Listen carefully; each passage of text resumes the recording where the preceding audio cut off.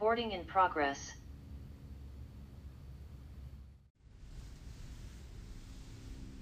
Legend, you see it.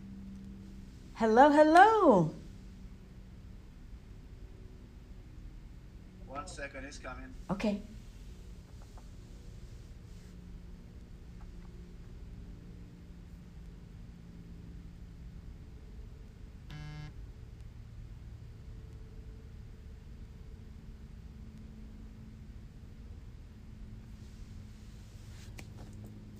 Hello, how are you? I'm so blessed. How about yourself? So blessed to see you, and I know your name. It's either Nefertiti or Cleopatra. Oh, I thank you. I appreciate that compliment. Yes, ma'am. I am so excited and delighted to be able to speak with you about your mindset and your understanding of being rich from birth. Oh, thank you. What'd you say? This space here. Okay, excellent. Well, whenever you're ready, let's do this. Up in here, up in here. I love it. I love it. I love it. Okay. Welcome, everybody. I am so excited to have this special exclusive episode of Rich from Birth.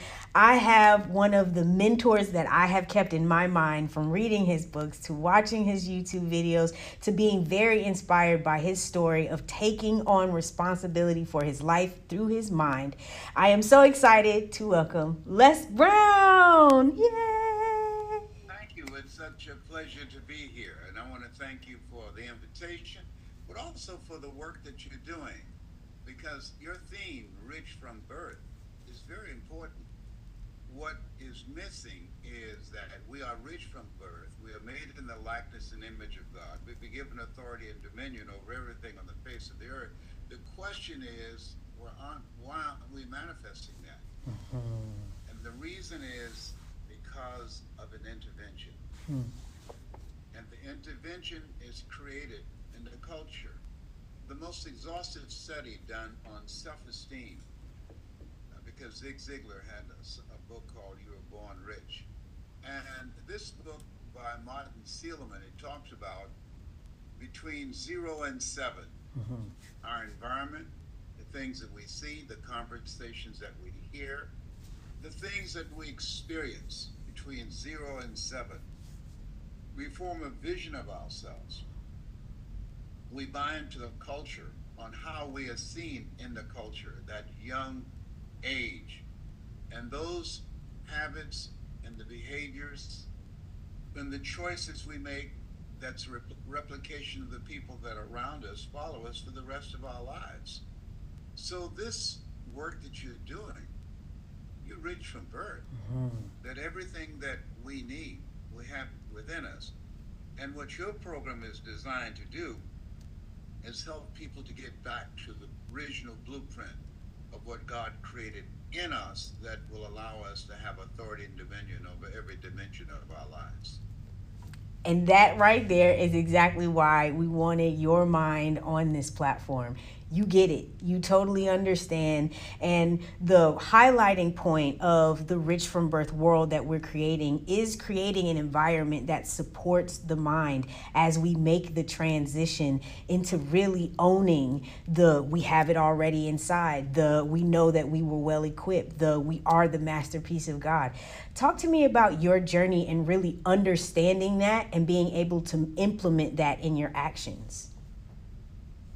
Well, one of the most important things that you're doing now, every program that you have, it is designed to distract, dispute, and inspire. What I do and what you do as a speaker and as a coach and as a host of this program, how people live their lives is a result of the story they believe about themselves. When you make a statement, you are rich from birth, what you do is distract people from the story they currently believe and get them into their imagination and dismantle their current belief system, step away from their history. That's what this program is designed to do, to help them to overcome what Dr. Carter G. Woodson talked about in the miseducation of the Negro. He said, if you can determine what a man shall think, you never have to concern yourself with what he will do. He Mm. said, if you can make a man feel inferior, you never have to compel him to seek an inferior status, for he will seek it himself. And if you can make a man feel justly an outcast, you never have to order him to go to the back door. He'll go without being told. And if there's no door, his very nature will demand one. I Mm. used to go to work with my adopted mother, Mrs. Mamie Brown, and just discovered recently that my birth family is about 45 minutes from where I now live here in Georgia. And I remember going to work with Mama, and I heard this wealthy guy that she worked for, and Mr. Sidursky, he was talking to his son David. He said, David, if you want to be successful, he said, watch wealthy people and do what they do. Mhm. And if you want to become unsuccessful, watch poor people and do what they do. And so what I noticed that when I was cleaning Mr. Sidursky's office, he was listening to motivational messages all the time. Zig Ziglar, if you give enough people what they want, they'll give you what you want. Earl Nightingale, all of us self-made, but only the successful will admit it. Jim Rohn, when the end comes for you, let it find you conquering a new mountain, not sliding down an old one. Mm. So that stimulated within me to pursue and consume information that would empower me, that will help to create a shift in my mindset, living in an environment where we were ridiculed, demonized, and dismissed. And so by doing that, even now, born in an abandoned building on the floor in a poor section of Miami, Florida, with my twin brother Wesley, and being in foster care, then adopted, and Mama adopted 7 kids altogether. My twin brother, which just 5 minutes between us, he's my hero. He served in Vietnam, in the Persian Gulf, in Purple Heart, 24 years in the military. Our rituals, our choices, and all our other brothers and sisters are totally different. They look at me like an alien. My twin brother and my other brothers and sisters have never read one of my books, have never attended any of my seminars or workshops because Whoa. familiarity breeds contempt. When people know you, they they don't believe you. You don't have any credibility with them. I told my brother, I said, I came here looking out for you. I said, you went out first, and I heard a slap and you yelling, and I said, hey, what's up? And they pulled me out. And I said, why won't you listen to me? He can't hear me because I'm his brother. Mhm. So this path that I'm on, if you look at the average person, only 10% of people will be financially independent in their lifetime because the 90% consume entertainment. I was working on the Super Bowl of my life. I'm 80. So my goal is to finish strong Mhm. while the 90% they were watching the Super Bowl. I said, no, my goal is to spend my energy and my time learning and working so I'm not a liability to my children. I have an anti-nursing home strategy. Okay. I, I want to be able to wipe my own behind. I don't want to be around people that I don't know. Mhm. Mr. Brown, do you need anything? No.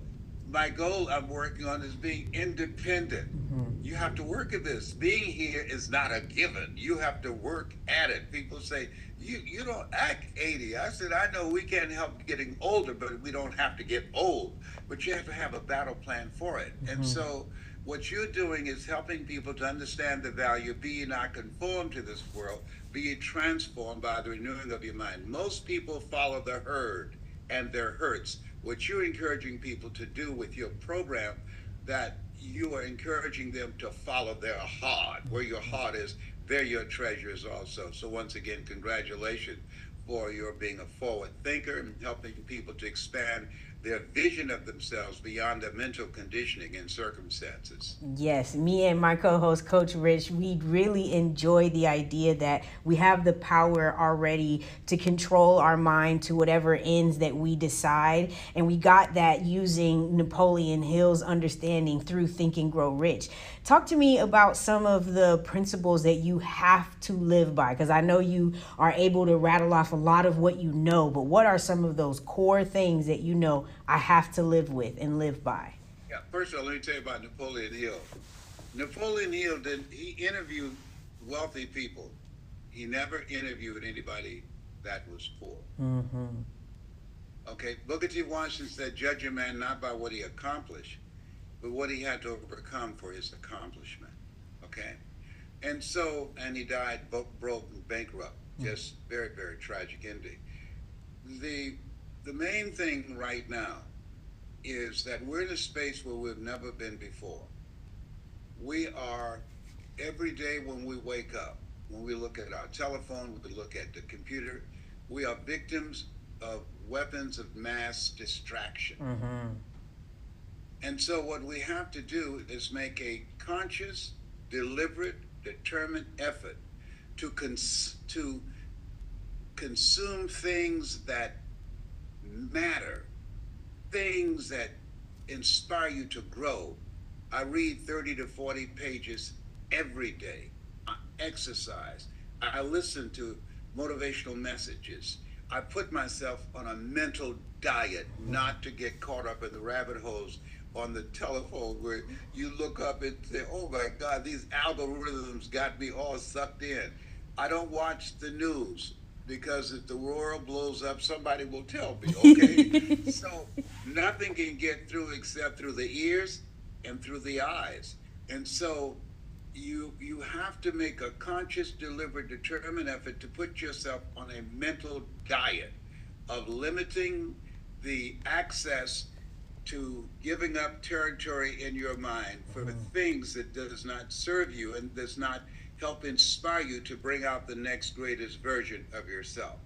The other thing is developing your network. And what I mean by this, in this sense, that Harvard University did a 78-year study, and they wanted to know what is it that the top 10% do and what they have in common that the other 95%, 90% of people don't do. And they found that they had a reference group, a group of people that had similar values and goals and dreams. Mm-hmm. They were surrounded by a group of people that brought the best out of them, that challenged them, that held them responsible to a higher standard. Mm-hmm. And poor people, they don't define relationships for the most part like that. One of the things I'm telling people now in the book called The University of Success, Augmentino, who's a very good friend of mine before he made this transition, he said most people don't achieve their goals because of distractions, other people's stuff. I'm encouraging people, don't be the go-to person for people you can't go to. Mm. Drop the mic. That Gotta part. preach. That part. Up in here. Don't be the go-to person for people you can't go to. There are people who are always there when they need you. But when you need them, they say, oh, I would if I could. No. You have to have relationships that challenge you, that bring out the best in you. People that you can learn from, that you can grow from mentally, emotionally, financially, and spiritually, that will push you to dying to who you are now to give birth to who you are intended to be.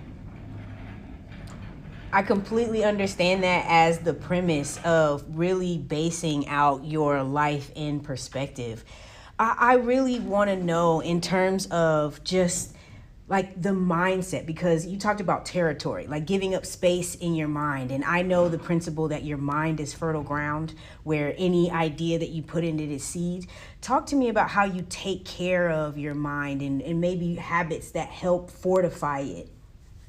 I'm so glad you asked that question because what we have to do, a speaker, he's a psychiatrist and happened to be a surgeon. Mm-hmm.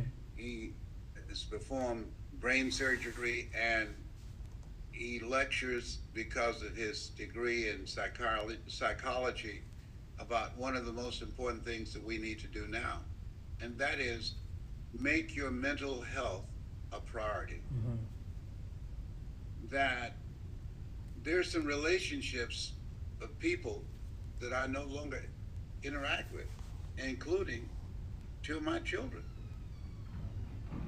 because I'm making my mental health and peace a priority. Mm-hmm. Because at the end of the day, if you don't protect your peace, there's a book I read years ago called Who's the Matter with Me? Hmm. That most people don't know that they've had this saying, you make me sick. There are some relationships that can make you sick. I have a friend who's a speaker now, and she had cervical cancer, and she had 5 different operations. So I asked her, so are you coachable? She said, yes. Why you ask me that? I said, call me when your husband comes in the room with you. Call me after he leaves and tell me what the experience is. Be present with yourself and tell me what you feel in your body. And so around 3 hours later, she called me and she was crying. I said, what's going on? She said, I did what you said. I said, and? She said, I felt tensed and stressed and angry because of what I'm going through with him. I said, you need to run for your life. She left it. She never had another surgery. Mm-hmm. To this day, she says, thank you, Les Brown. You saved my life. And so there are things that happen to us. They don't just happen. That for the most part, most of us internalize those things. Mm-hmm. But learning how to stand back to observe and not buy into them. I used to have a temper, and my mentor told me, Mike Williams, who wrote the book, it's called The Road to Your Best Stuff. He saw this Les Brown before I saw it. And I was angry being raised in the South and things that I experienced. And he said, Brownie, he said, anger is the wind that blows out the lamp of the mind. Mm. He said, you want to become successful? I said, yeah. He said, we have to be extraordinary in order to be considered average. Mm-hmm. He says, focus on what is it that you love? What's in your heart? What are you passionate about? And be so good at doing that that you cannot be ignored. Mm-hmm. And that people will pay you for it. And because of his encouragement, that he really should have written that book, and I wrote the foreword for it, The Road to Your Best Stuff 2.0. It helped me to learn how to use my personality, my ability to communicate. I was a disc jockey at this time. LB Triple P, Les Brown, your platter playing papa. There was none before me, and there will be none after me. Therefore, that makes me the one and only. Young and single and love to mingle. I was bad back in the day. Okay. Okay, I hear that. And he said, Brownie, you're more than that. You're entertaining people. You're more than that, Brownie. I said, what do you mean? He said, if you can communicate with people and you can't see them, what can you do if you step into the place of educating them to help them to learn the tools they need to deal with the things that's maintaining their detriment? Mm-hmm. You owe it to yourself and to your audience to raise your level of conversation and what you're providing for them. And he introduced me to this Les Brown that I did not see. I think it's very important in life, and you know this to be true, to have somebody in your life who believes in you until your belief kicks in. That's the intercessor role. And I believe that a person who understands that God has given you everything you need can intercess and step in that space of disbelief and hold the belief so strongly for you. Talk to me about you having to actually step into that belief, because that sounds like it was a journey. You had to change your mind. You probably had to shift some of your actions and habits, and then you had to live into this person. How do you live into something that you've never actually seen before? Well, we're encouraged to walk by faith and not by sight. That if you want to begin to discover the next version of yourself, you've got to be willing to feel the fear and do it anyhow. And so, because in achieving our goals and reaching outside of our comfort zone is very important, because when you challenge yourself to go outside of your comfort zone, to step on the fear, that you discover a part of yourself that you will never discover in your comfort zone. Your comfort zone is where dreams go to die. And so I created a ritual, reading 30 to 40 pages on a regular basis every day. The average American reads one book a year. If you discipline yourself to read one book a month, in 5 years, when the average American would have read 5 books, you would have read 60 books. That will make you an expert. That's what I did. Doing that in an area that I believed in, which was self development.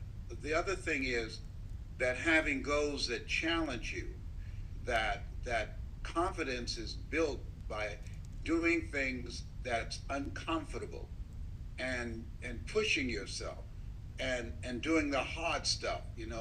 There's this thing I believe in, very important, that life is a fight for territory. And once you stop fighting for what you don't want will automatically take over.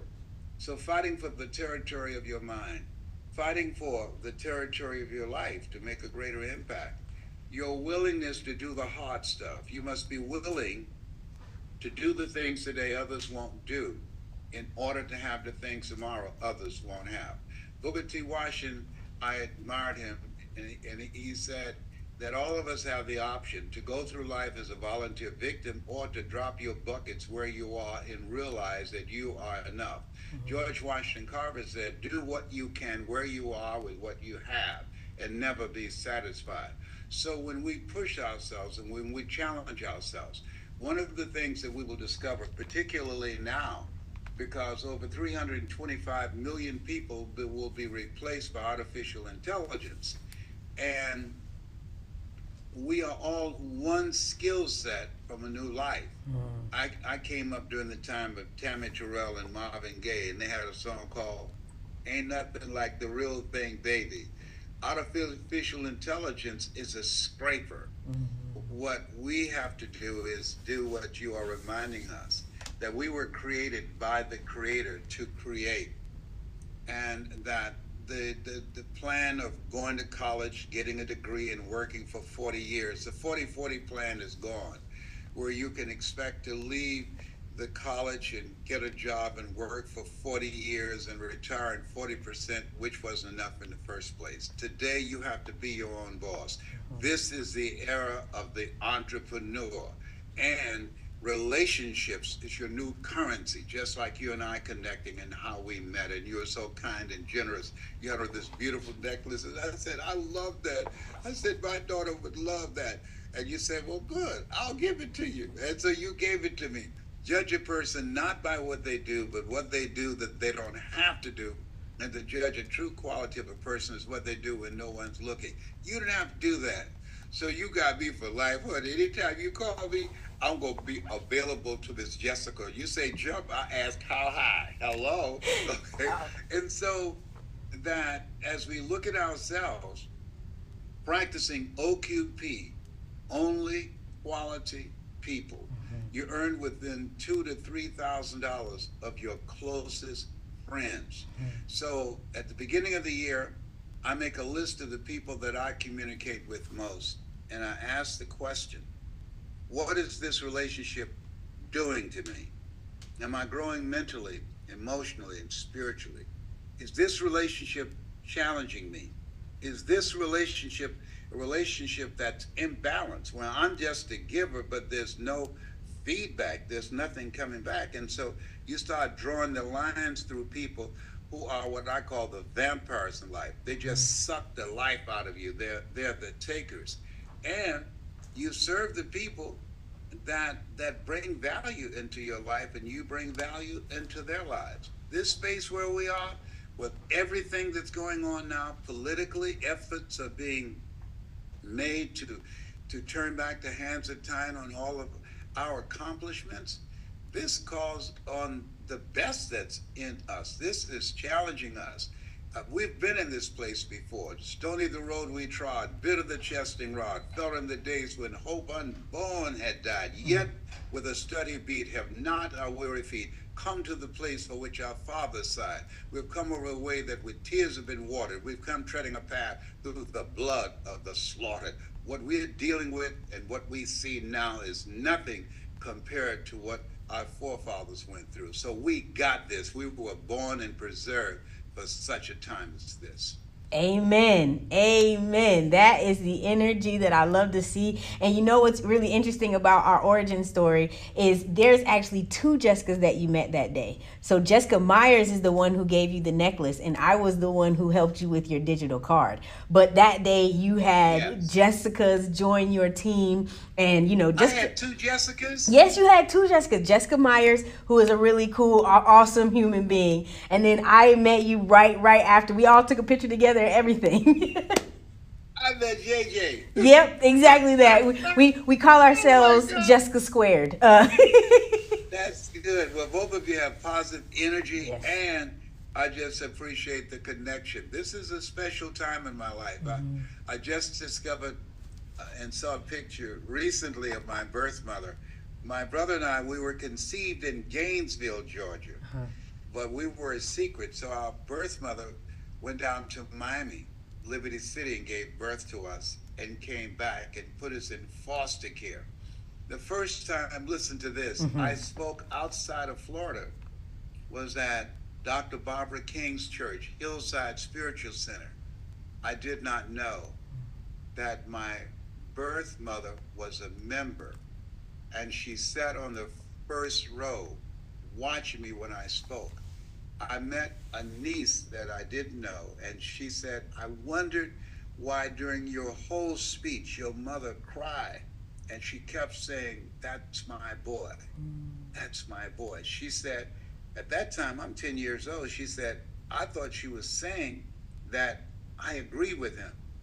But what she was saying, you are a boy. That's my boy. Wow.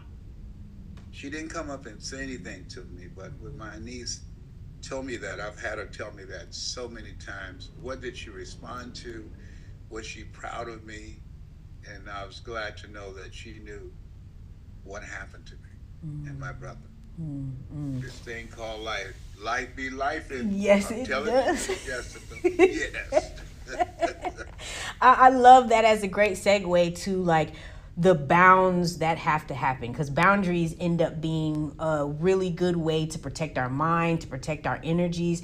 How do you know what boundaries to place and when to place them? Follow your heart. There are certain situations where we've been in, and you say to yourself, boy, if I had just listened to my first mind. As a man thinketh in his heart, so is he. We've all had relationships that broke up, and you saw that person years later ask the question, what state of mind was I in when I went up in there? So it's called delayed enlightenment. Got to follow your heart. And because you're going to make some mistakes, you will feel your way to success. The only people that are not making mistakes and misjudgments are people that are in the cemetery. So life is about taking chances. This God said, if you're not willing to risk, you cannot grow. And if you cannot grow, you can't become your best. And if you can't become your best, you can't be happy. And if you can't be happy, what else is there? And I like what Helen Keller said. She said, life is short and unpredictable. Eat the dessert first. And I do to this day, yes. It's about listening to our heart, getting still, unplugging from life and say, speak, Lord, thy servant heareth thee. Is this for me? And I was saying to a friend of mine who was having some challenges in her relationship, I said, do you mind if I give you a prayer? She said, not at all. I said, here's the prayer. Father, give this relationship to me if it's for my highest good. If not, give me its equivalent or something better. She said, damn. She said, thank you for that. Father, give me this relationship if it's for my highest good. If not, give me its equivalent or something better. Mm-hmm. This good or better. That is such a powerful understanding of God's promise of our dominion over this earth, God's promise of our abundance as we live. That is such a powerful place to be. When it comes to Yes, and being, I encourage people to do something that Mary McLeod Bethune said. Pray as if everything depends upon God, but work as if everything depends upon you. wow. Commit thy works unto the Lord, and thy thoughts should be established. In all thy ways acknowledge him, and he shall direct thy path. You bring the best out of me. These quotes coming from everywhere. Come on, and I'm 80ish. Hello. I am such a seeker of good knowledge that I'm just eating it all up. I am such a curious human being, and the way that you function and how you've lived your life has already impacted mine. From before I met you at the Global Hope Forum, before I saw you at the gathering spot, before the interactions where I've actually met you in person, your words, your ability to convey message through language and through wordsmithing, your ability to command a crowd. Seeing you made me feel like my want to share the good knowledge that I have is not only called, but it is a part of who I was created to be, because I saw someone else who looked like me talk about the things that I'm interested in and do it with such pizzazz and such empowerment. Talk to me about how you empower those who go through your speaking programs and those who actually follow in your footsteps to educate on stage. Well, when I came into the speaking industry, I got a coach, Mike Williams. I encourage people to find someone who's speaking on the level that you want to speak on, who's where you want to go. And so I asked him, I said, can you teach me how to do what you do? He said, I can teach you how to do it and better. He said, are you coachable? And I said, yes. And I always ask people that. He said, are you willing to put your money where your mouth is? And I said, absolutely. And at the time when he told me, I didn't have the money. And one of the things he said, there's never a shortage of money, just a shortage of commitment and a willingness to be resourceful to make it happen.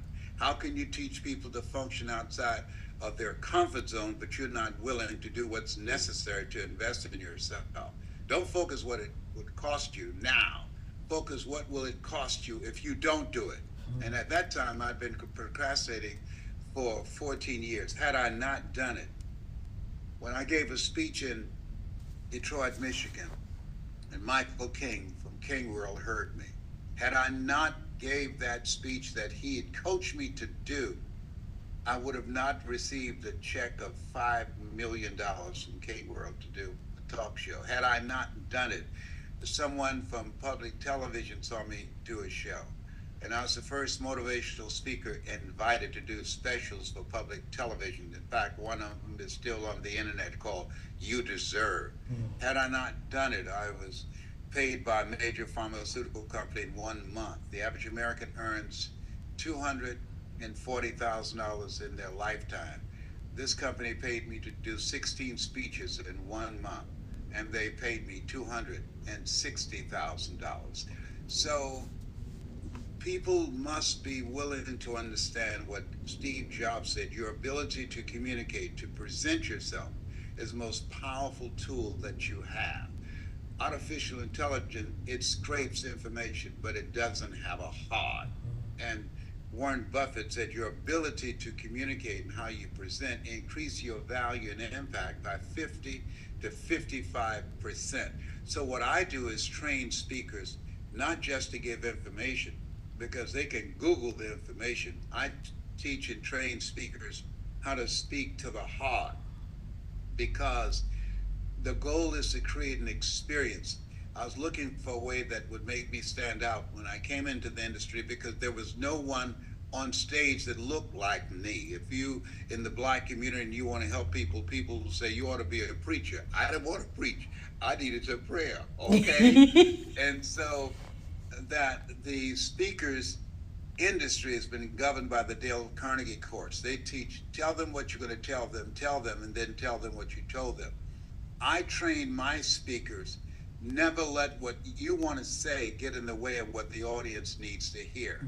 I train my speakers how to develop their confidence, how to overcome their fear, and how to tell their stories strategically so the people in the audience see themselves in your story and you're able to take them to a place in themselves that they can't go by themselves. You create an experience. Oliver Wendell Holmes said that once a man or woman's mind has been expanded with an idea, concept, or story, it can never be satisfied to going back to where it was. So when I train speakers, I teach them one, how to identify their signature message.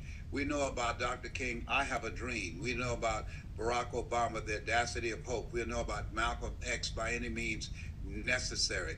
And so all of us have a signature message in us, but most people don't take the time to get someone who's where they want to be, someone who's seasoned and experienced to put in the time and effort to find out what's your signature message. Barack Obama gave the speech, The Audacity of Hope, numerous times in Chicago. I used to live in Chicago. Dr. King did I Have a Dream. He did it over 200 times before he spoke at the Washington Monument. So in order to become known, I'm known for you got to be hungry. I'm Mrs. Mamie Brown's baby boy, Les Brown.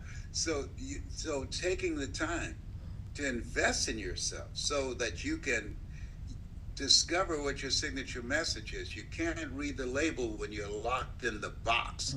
So getting someone who's where you want to be and they have the experience and a track record of achievement. You know, young people say, show me the receipts.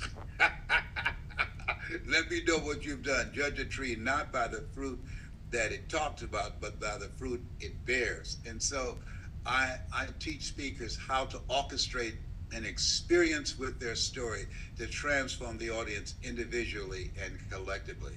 And people who are listening now, if they go to lesbrown.com, they'll see one of our online programs called Speaking for a Living. And if they're interested in one-on-one coaching, they can reach out to me, lesbrown77@gmail.com. 2 sevens. 7 is my lucky number. I'm one of 7 children. I was born February the 17th, where I'll be 80. And Joshua marched around the walls of Jericho 7 times. Naaman dipped himself in the river Jordan 7 times. Did I tell you 7 is my lucky number? It is. Hello. It is. I see. And this interview is 7 days before your birthday. So happy birthday in advance. Yay. Yes, thank you. I know also from just following you on Instagram and on YouTube, you are about to start a podcast. Can we get a little bit of information about that? Yes, you got to be hungry. In order to achieve your goals, if you're casual about your dream, your goal and dream will end up a casualty. You've got to be hungry. And people that are hungry for their goal and dream, they're willing to invest in themselves. They're willing to learn something today that they don't know that can help them create momentum in the direction of the life that they want to create for themselves. People that are hungry know that you will fail your way to success. They understand, have the mindset of setback is a setup for a comeback. I've got a saying that if life knocks you down, try and land on your back, because if you can look up, you can get up. People that are hungry have a no matter what attitude. It's a non-negotiable. I told my mother, I said, Mama, what is it, Leslie? When I become a man, you're not going to go to a nursing home. I'm going to take care of you. And when Mama was sick and my sister called me, Margaret Ann, said, Mama's is sick. And I said, okay, I'll be there. I was living in Columbus, Ohio. I just got elected to the Ohio legislature for the 3rd time. And she said, oh, you don't have to come home. They have wonderful nursing homes here in Dade County. I said, no. I had a problem with that. How can one woman raise 7 children she didn't give birth to, but 7 grown people can't take care of one woman? I said, hell to the no. Don't touch her. I'll be there. And I'll never forget, Jessica, when I came the next day, I left Columbus, Ohio. The next day, when I rang the doorbell, a friend of my mother's named Miss Mildred, she answered the door. She said, oh my God, Leslie. And Mama asked, Mildred, who's at the door? And Miss Mildred said, it's Leslie, Mamie, it's Leslie. And I heard my mother say, I knew he would come. I knew he would come. And so I think that all of us owe it to ourselves to know what you're talking about. We were born rich, and that we have the ability in us to do more than we can ever begin to imagine.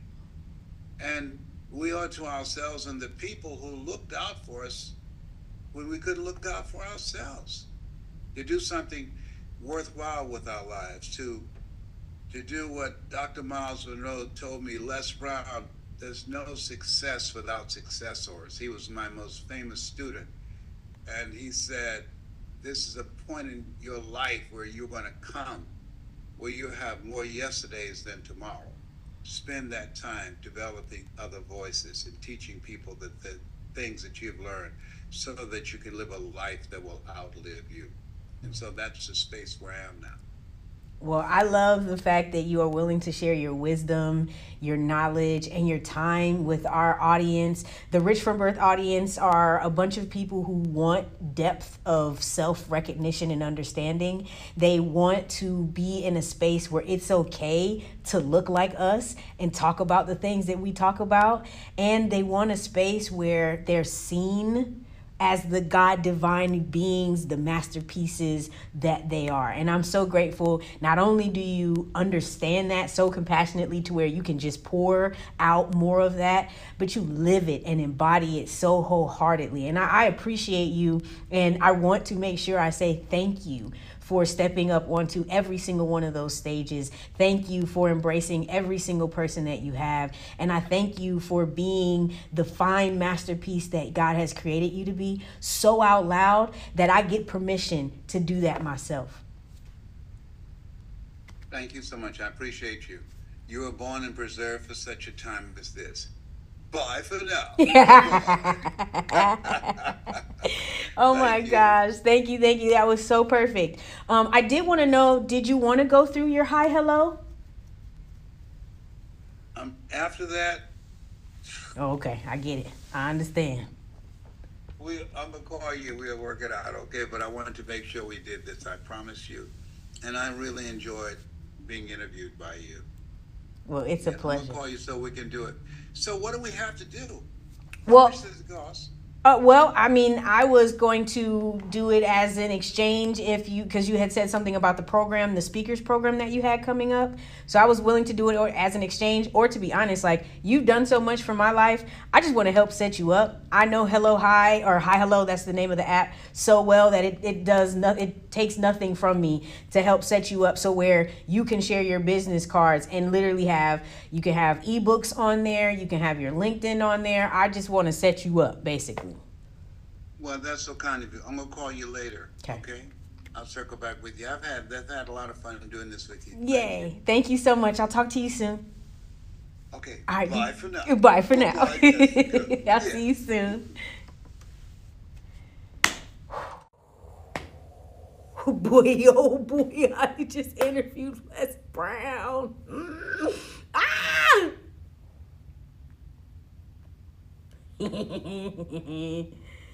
Okay, that was good. That was fun. I'm sweaty, but that was great. Yay!